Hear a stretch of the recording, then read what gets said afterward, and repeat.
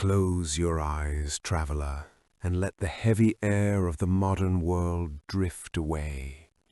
Imagine yourself sitting by a soft, flickering fire, the same fire that has warmed our kind for hundreds of thousands of years.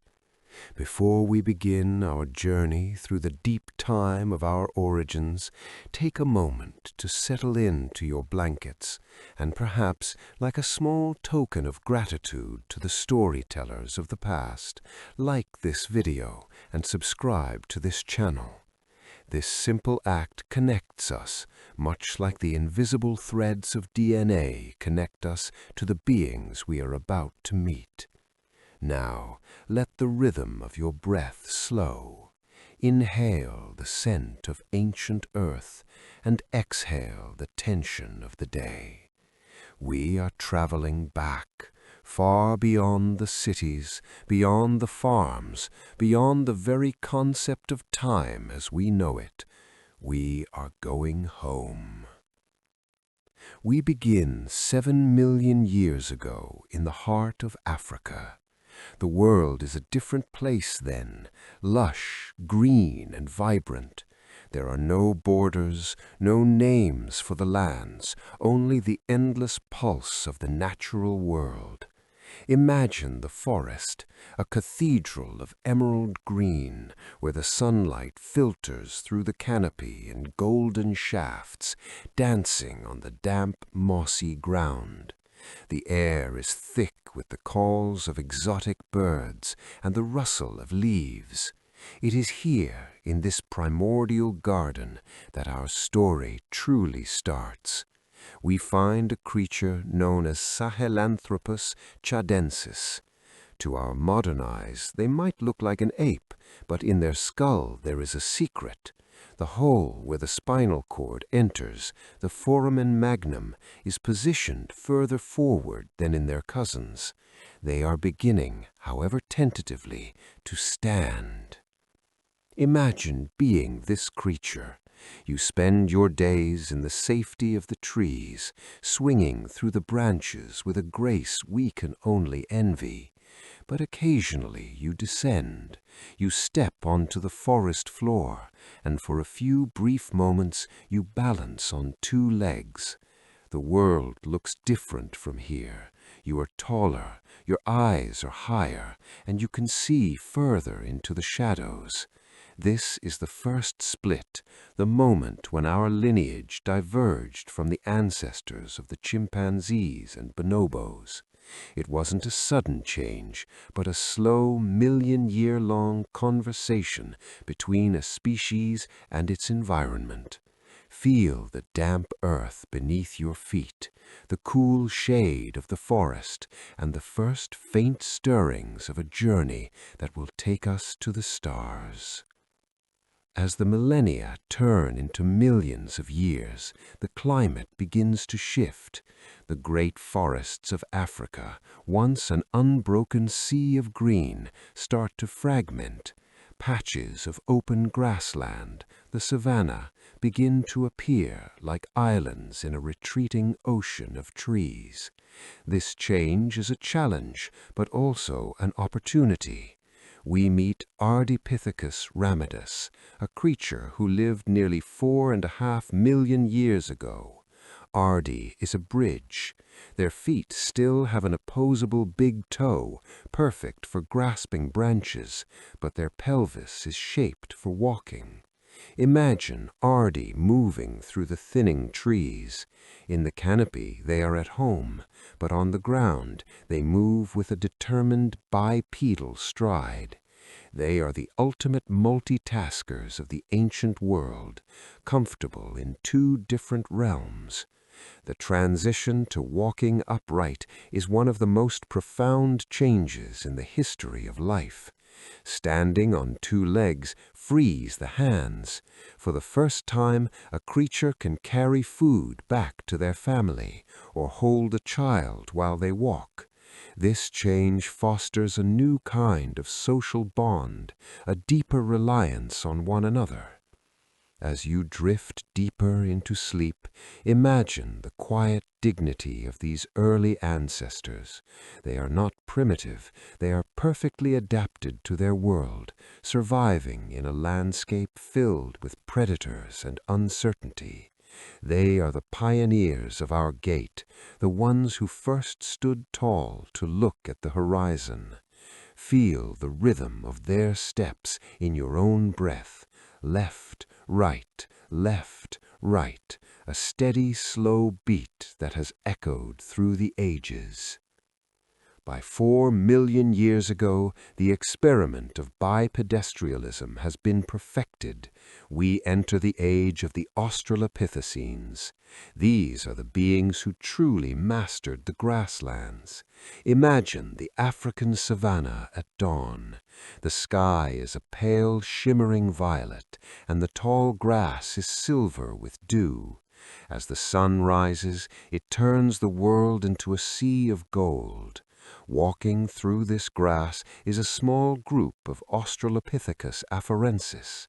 Among them is a female we have come to know as Lucy. She is barely 3.5 feet tall, but she walks with the same stride that you use today. Her hands, no longer needed for walking, are free to explore, to touch, to feel the texture of the world. Walking upright across the open plains is a terrifying prospect. In the trees you are safe, but here you are exposed.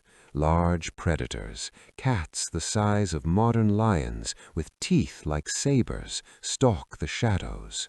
Standing tall allows Lucy and her kin to see over the grass, to spot the flick of a tail or the rustle of a stalk before it's too late. It is a world of constant alertness, of deep connection to the environment. Each sound, every scent, every change in the wind carries a message. Imagine the silence of the savanna, broken only by the wind in the grass and the distant chorus of a scavenger. In this silence, Lucy and her family move together, a small, resilient band of life in a vast and dangerous world. The diet of these ancestors is changing, too. They are no longer just fruit eaters. They are exploring the resources of the savanna, roots, tubers, seeds, and perhaps the occasional scrap of meat left by a larger predator. This new diet requires more complex foraging strategies, more memory of where food can be found in different seasons. Their brains, though still small by our standards, are beginning to grow in complexity. They are learning to navigate a world that is much more varied than the forest. Feel the warmth of the African sun on your skin, the same sun that warmed Lucy 3 million years ago. The world is large, and we are just beginning to explore it. As we leave the Australopithecines behind, the earth continues to cool and dry. The pressure to adapt becomes more intense. Some branches of the family tree become specialists, developing massive jaws and teeth to grind tough plants. But our branch takes a different path. We become generalists. We become flexible. We begin to use our minds to solve the problems that our bodies cannot. We are approaching the dawn of the genus Homo, the first beings we would truly recognize as human. But before we meet them, take a deep breath. Feel the millions of years of history supporting you. You are the result of 1,000 generations of survivors, of walkers, of dreamers who looked at the horizon and wondered what lay beyond. Sleep now as we drift toward the next chapter. The savanna is quiet. The stars are bright in the African sky, and the journey is only just beginning. You are safe. You are held by time, and you are part of a story that spans the very history of the world. As the million-year cycles of the Earth continue their slow rotation, we find ourselves roughly 2.5 million years ago. The landscape of Africa has become even more open, a patchwork of grassland and scattered trees. In this world, a new kind of being emerges, Homo habilis, the handyman. They are smaller than we are, but their brains have grown significantly. For the first time, we see a creature who doesn't just use the world as they find it, but who begins to reshape it. Imagine a member of this species sitting by a stream, a smooth river stone in their hand. They strike it against another rock, carefully, deliberately. With a sharp crack, a flake of stone flies off, leaving a jagged, razor-sharp edge. This is the birth of technology. With this simple tool, a world that was once closed to us begins to open. We can now process food that was once inaccessible, scraping meat from a bone, cracking open a shell, or sharpening a stick for defense. This stone flake is more than just a tool. It is an extension of the mind.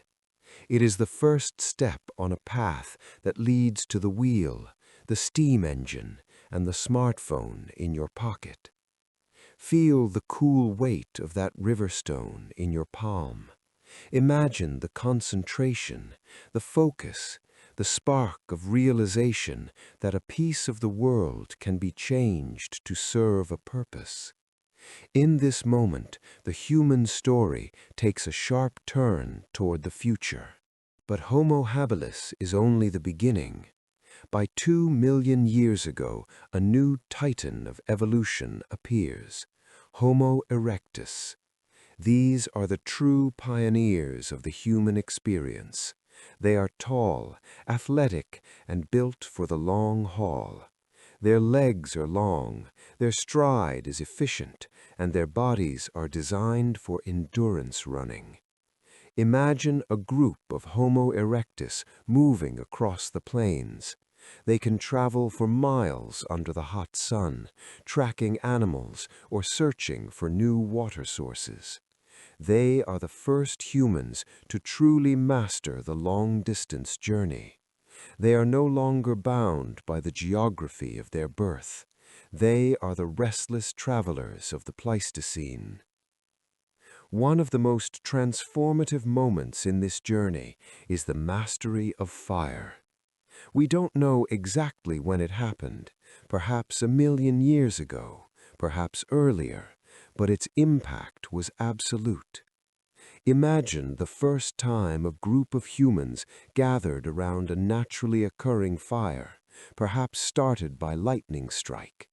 At first, it is a terrifying force, a hungry red beast that devours everything it touches. But slowly, they learn to feed it, to keep it alive, to carry it with them. Fire provides warmth on cold nights, protection from the predators that haunt the dark, and most importantly, it allows for cooking. Cooking is a biological revolution. By breaking down the fibers of plants and the proteins of meat, cooking makes food easier to digest and releases far more calories. This surplus of energy fuels the growth of our most demanding organ, the brain. As the fire burns, the brain expands. But fire does something more. It creates the first social space. Imagine the scene. The sun has set, and the dangerous dark has closed in. But in the center of the camp, there is a circle of golden light. The fire crackles and pops, casting dancing shadows on the faces of the group. Around this hearth, they share food, they bond, they perhaps even begin to communicate in more complex ways. The fire is the first classroom, the first theater, the first home. Feel the warmth of that ancient flame on your face as you sink deeper into your bed. The dark is no longer a place of fear, but a place of connection. Mastery of fire and the efficiency of their stride allowed Homo erectus to do something no human relative had done before. They left Africa. Roughly 1.8 million years ago, the first waves of migration began. Imagine the courage it took to walk into the unknown, to follow a river or a coastline into a new landscape, a new climate. They moved into the Middle East, into Asia, and eventually into Europe. They adapted to cold forests, to high mountains, and to tropical islands. They were the first global citizens, a single species that found a way to thrive in almost every corner of the Old World. They endured for nearly 2 million years, far longer than our own species has existed. They were the bedrock of the human experience, the steady, resilient heart of our lineage. As we travel with them, feel the vastness of the world. Imagine the different sights they saw, the massive glaciers of the north, the teeming jungles of the east, the endless steppes of the center. Each new land presented a new challenge, and each challenge was met with adaptation. Their tools became more sophisticated. The beautiful, symmetrical hand axes of the Acheulean tradition. These teardrop-shaped stones are masterpieces of functional art, shaped with a sense of symmetry and balance that speaks of a growing aesthetic sense. They were not just making tools, they were making them beautiful. This era of Homo erectus is a time of slow, steady growth. It is a period of stability that spans hundreds of thousands of years. It is a reminder that evolution doesn't always move in leaps. Sometimes it is a long, quiet plateau of perfecting a way of life. Imagine the generations passing, children learning from their elders how to shape a stone, how to tend a fire, how to read the tracks of a deer. It is a world of deep tradition, of knowledge passed down through the touch of hands and the rhythm of daily life. The earth is their home, and they are at peace with its cycles. As we pause in our journey between the travelers of the plains and the artists of the caves, we must listen for the intermediate voices of our history. Roughly 600,000 years ago, a new species emerged that would become the common ancestor of both the Neanderthals and modern humans, Homo heidelbergensis. These were the giants of their time, larger and more robust than those who had come before. They lived in a world that was becoming increasingly complex, a world that required a new level of cooperation and planning. Imagine them in the forests of Europe or the savannas of Africa, working together to hunt the massive deer and horses of the era. This was a time of significant cognitive growth. Their brains were nearly the size of our own, and they began to demonstrate a level of social cohesion that was truly remarkable. We have found sites where hundreds of stone tools were produced in a single location, suggesting a kind of ancient factory where knowledge was shared and passed down. They were also the first to build shelters that were more than just temporary camps. Imagine a circular structure of wood and stone, a true home that could be returned to season after season. This permanence of place fostered a new kind of community, a sense of belonging to a specific landscape. It is during this era that we see the first evidence of symbolic behavior that goes beyond simple survival.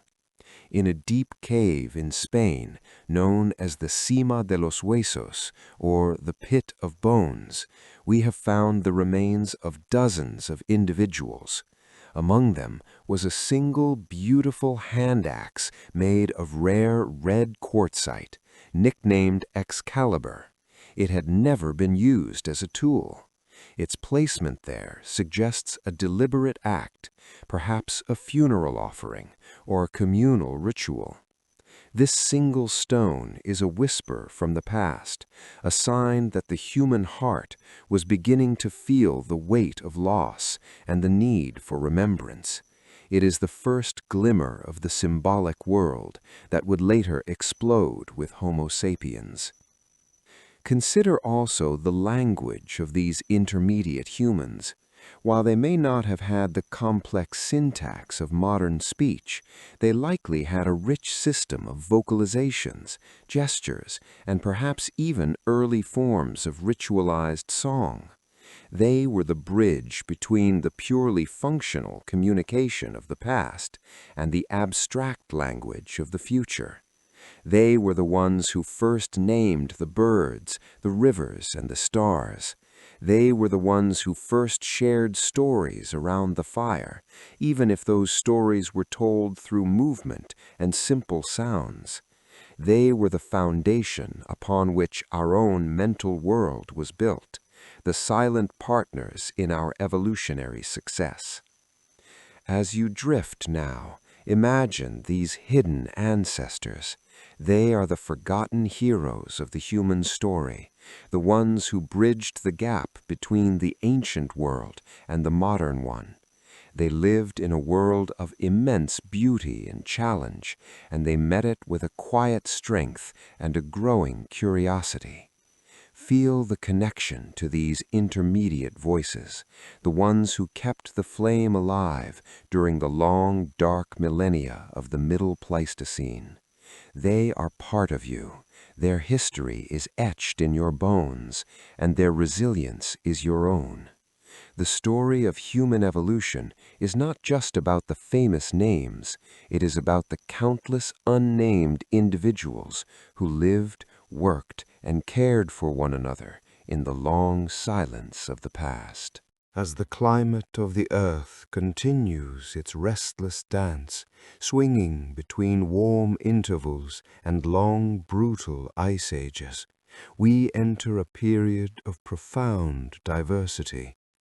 While some branches of the human family remained in Africa, others evolved in the harsh environments of Eurasia. Roughly 400,000 years ago, two distinct groups emerged, the Neanderthals in the west and the Denisovans in the east. These were our cousins, beings who were just as human as we are, but who had adapted to the unique challenges of their worlds. Imagine the European landscape during an ice age, a vast frozen tundra where the wind howls across the snow and the mammoths roam in massive, shaggy herds. The Neanderthals were built for this world. They were shorter and stockier than we are, with powerful muscles and large, broad noses that helped to warm the freezing air before it reached their lungs. They were the masters of the cold, resilient survivors who endured for hundreds of thousands of years in some of the most difficult conditions on Earth. But their story is also one of tenderness and symbolic depth. We have found evidence that Neanderthals cared for their sick and injured. We have found the remains of individuals who had suffered debilitating injuries but had lived for years afterward, protected and fed by their group. They were a community that valued its members, a people who understood the importance of compassion. And in the quiet corners of caves they began to bury their dead. Sometimes they placed flowers or tools in the graves, a silent gesture that suggests a belief in something beyond the physical world. They were beginning to ask the same questions we ask today. Where do we go when we leave? What does it mean to be remembered? While the Neanderthals held the West, a mysterious group known as the Denisovans occupied the East, from the high mountains of Siberia to the tropical forests of Southeast Asia. We know less about them, but their genetic legacy is profound. They were adapted to high altitudes, possessing a unique genetic trait that allowed them to thrive in thin, oxygen-poor air. They were the ghosts of the East, a resilient and widespread people who shared the world with us for millennia. Imagine the vast steppes of Central Asia, where the Denisovans watched the same stars we see tonight, navigating a world of immense scale and beauty. The most fascinating part of this story is that we were not alone. For most of our history, multiple species of humans lived simultaneously.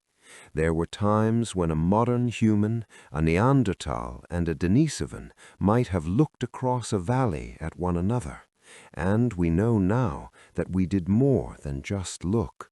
As modern humans began to migrate out of Africa and into Eurasia, they met these ancient cousins. They shared information, they shared space, and they shared their lives. Our genomes today still carry the traces of these encounters. Most people of non-African descent have a small percentage of Neanderthal DNA, and many in Oceania and Asia carry Denisovan heritage. We are not a single pure lineage. We are a mosaic of human history, a blend of all the brave ancestors who survived the ice and the dark. Think of this legacy as a gift. From the Neanderthals, we may have inherited traits that helped us survive the cold or strengthened our immune systems. From the Denisovans, we gained the ability to breathe easily at the top of the world. We are the survivors, but we carry the strength and the history of our cousins. As you settle deeper into your pillow, imagine the interconnectedness of all humans. Every face you see, every person you meet is a branch on this massive, beautiful tree. We are bound by more than just culture or language. We are bound by the very molecules of our being, a shared heritage that spans the globe. The modern mind.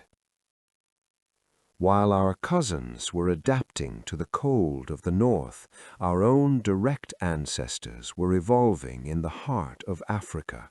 Roughly 300,000 years ago, the first Homo sapiens emerged. They were anatomically modern, with high, rounded foreheads and small faces, but for a long time they lived much like the humans who had come before them. They hunted, they gathered, they tended their fires. But then something began to change. A new spark was lit in the human mind, a transformation that would change the world forever. We call it the Great Leap Forward, the birth of symbolic thought, language, and abstract art. Imagine a cave in South Africa 70,000 years ago. A human sits by the light of a small torch, holding a piece of red ochre, a soft, earthy stone. They don't use it for a tool or for food. Instead, they carefully carve a series of geometric lines on the surface. It is a symbol. It is a way of saying, I was here. This means something. This simple act is the beginning of everything that makes us unique. It is the birth of the imagination. Suddenly, the world is no longer just a collection of objects to be used. It is a landscape of meaning.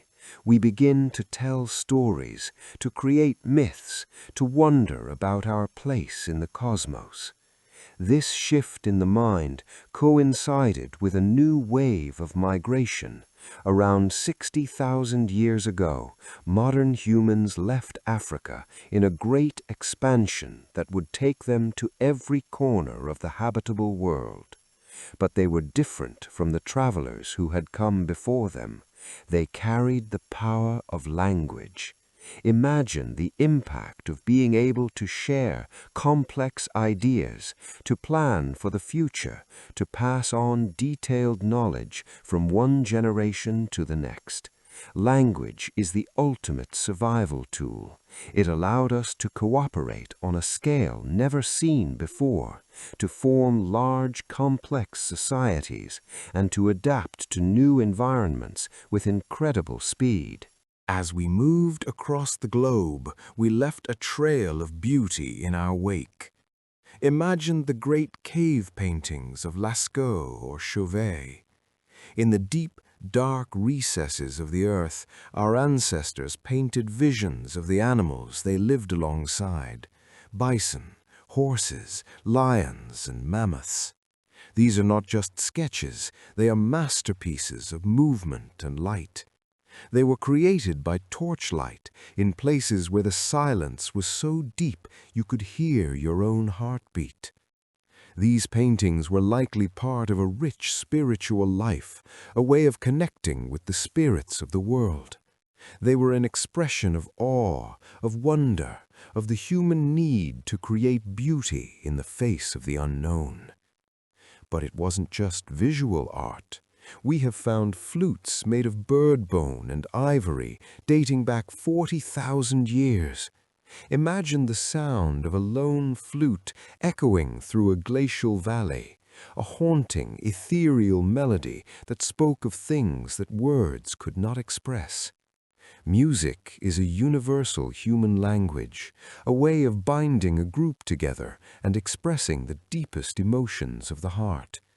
From these simple flutes to the great symphonies of today, the impulse is the same: to find harmony in the chaos of the world. Feel the vibrations of that ancient music in your own body, a soft, steady pulse that connects you to every human who has ever lived. This era was also a time of incredible technological innovation. We invented the bow and arrow, the sewing needle, and the fishing hook. We learned to make clothes from furs and fibers, allowing us to survive in the coldest reaches of the north. We built boats and navigated the open seas, reaching Australia and the islands of the Pacific. We were the masters of adaptation, a species that could turn any environment into a home. But through all this change, our biological essence remained the same. We were still the children of Africa, carrying the same dreams and the same needs as the ancestors who walked the savanna millions of years ago. The world of Homo sapiens is a world of stories. We are the storytelling animal. We use stories to make sense of the past, to navigate the present, and to dream of the future. Our history is a collection of 1 billion individual lives, each one a unique thread in the great tapestry of humanity. As you drift closer to the edge of sleep, think of all the stories that have come before you. The stories of hunters tracking game across the tundra, of mothers singing to their children in a sun-drenched camp, of artists painting in the dark of a cave. These stories are your heritage. They are the foundation upon which your own life is built. The journey of human evolution is a journey of increasing connection. We have moved from small, isolated bands to a global community, bound together by technology and a shared history. But at our core, we are still the same beings that gathered around a fire 1 million years ago. We still need warmth, we still need connection, and we still need to wonder at the stars. The modern world can be loud and complex, but beneath the noise, the ancient rhythm remains. It is the rhythm of the heart, the rhythm of the breath, and the rhythm of the earth itself. As we approach the final moments of our journey, we must pause at the threshold of one of the greatest transformations in human history, the Neolithic Revolution. For millions of years, our ancestors were wanderers, following the seasons and the herds. But roughly 12,000 years ago, as the last ice age retreated and the world began to warm, a new idea took root.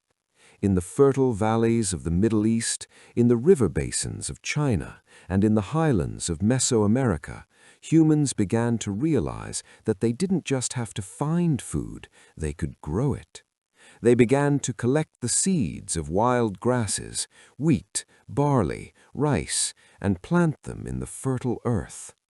This shift from hunting and gathering to agriculture changed everything.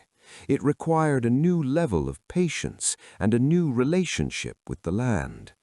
Imagine the first farmer watching the green shoots emerge from the soil after weeks of waiting. This was a new kind of magic, a partnership with the earth that allowed us to settle down in one place. We began to build permanent villages, then towns, and eventually the first cities. We domesticated animals, dogs for protection, sheep and goats for wool and milk, cattle for strength. The wild world was being brought into our sphere of influence, and our societies began to grow in size and complexity. Agriculture allowed for a surplus of food, which meant that not everyone had to spend their days searching for something to eat. This led to the birth of specialized roles: potters, weavers, builders, and priests. It led to the development of writing, as we needed a way to keep track of our harvests and our trades. The stories that had been passed down around the campfire were now being carved into clay tablets and painted on temple walls. Our history was no longer just a memory, it was a record. We were building the foundations of the civilizations that we recognize today. But even as we built our cities and mapped the stars, the ancient heart remained. The same needs for community, for purpose, and for rest that drove the first humans are still with us today. The Neolithic Revolution was a change in how we lived, but it didn't change who we are. We are still the creatures of the savanna, still the artists of the cave, still the travelers of the plains. As you drift towards sleep, imagine the quiet of a field at night, the same quiet that a farmer in Mesopotamia might have felt 10,000 years ago. The world is changing, but the silence of the night is eternal. Feel the peace of this continuity, the knowledge that you are part of a story that is both ancient and ever new. As we reach the end of our journey through the deep time of our origins, take a final moment to reflect on the incredible path we have traveled. We have seen the first tentative steps in the African forest, the mastery of fire on the open savanna, the resilience of our cousins in the ice, and the birth of the modern mind in the caves of our ancestors. It is a story of immense scale, but it is also a very personal story. It is your story. Every person on this planet today is a survivor, the result of a lineage that never broke, a chain of life that endured through drought, through ice, and through the unknown. We are the inheritors of a 7 million-year legacy of courage and adaptation. This shared history is a powerful reminder of our fundamental unity. Beneath the surface differences of culture, language, and geography, we are more alike than we are different. Our DNA is 99.9% identical.